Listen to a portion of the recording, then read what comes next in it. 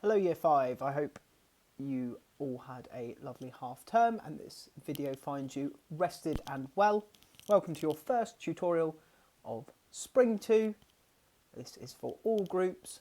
We are on our Monday session and we are looking at can I retrieve information about a historical event from a text.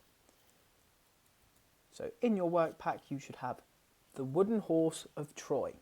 And I'm going to read this to you now and then model your activity ready for you to complete your version. So, the Wooden Horse of Troy. A long time ago, there was an ancient city named Troy. Troy was located on the coast of Turkey, across the sea from the Greek city-state of Sparta. In those days, people used to build walls around their city to help protect them. Some walls were only a few feet high, others as much as 20 feet high. The people built gates in the wall. The gates could be opened to let people inside the city. In times of war, the gates could be closed and locked to stop intruders from getting inside. Along the wall, inside the city, a set of stairs wound up to the top. Warriors could stand at the top of the stairs and shoot arrows down at intruders who were trying to get inside of the city. There were also holes built high into the walls. Archers could shoot arrows through the holes as well. If the wall was high enough and strong enough, it could do a pretty good job keeping intruders from coming inside. The walls around Troy were very high and very strong. According to the legend of the Trojan Horse, for 10 long years the Greeks had been trying to get over the wall around the city of Troy. But the Greeks could not get over the wall, and the Trojans could not drive the Greeks away.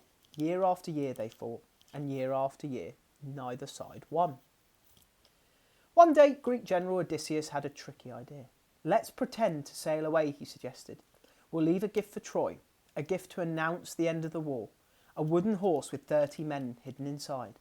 At night, these men can sneak out and open the gate of Troy. That was the way things were done back then.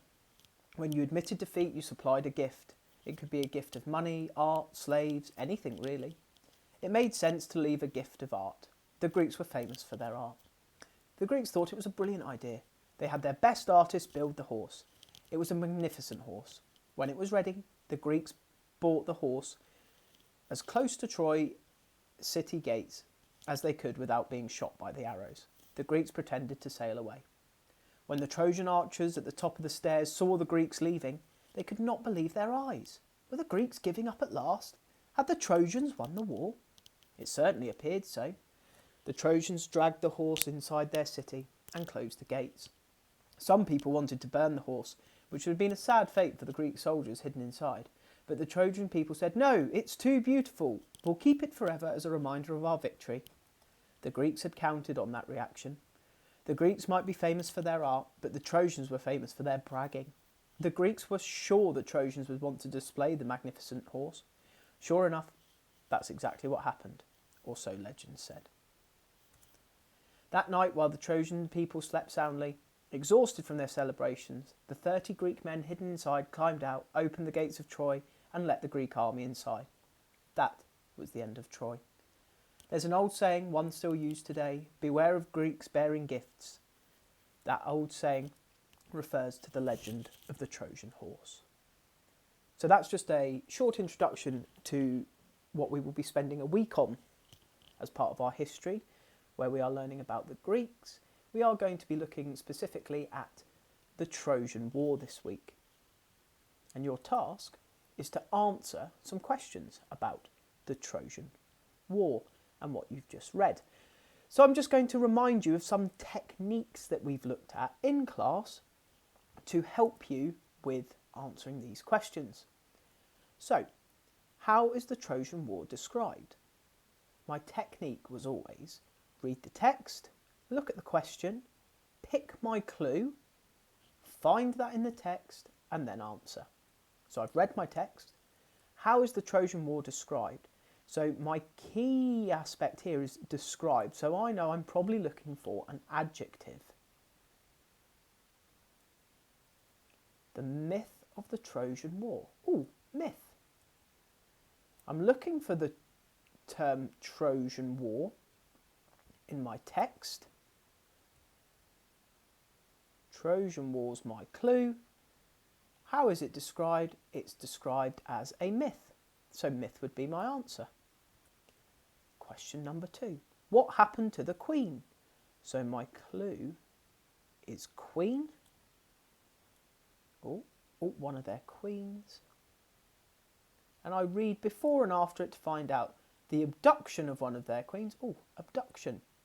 She was abducted. What does abducted mean? It means taken. So I've got myth and abduction as my 2 answers so far. How long was the war? So how long? I'm looking for time. I'm looking for numbers. Ah, there you go. 3,000 years.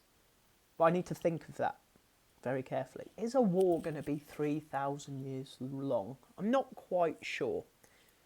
So I'm going to go through and see if I can find another time scale to help me. Prompts the Greek to wage a 10-year campaign. So it would be 10 years.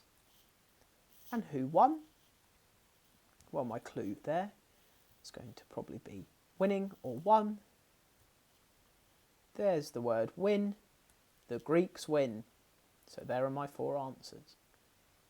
So using that as your technique, read the text, find your clue, find the clue in the text, read around it and pick your answers.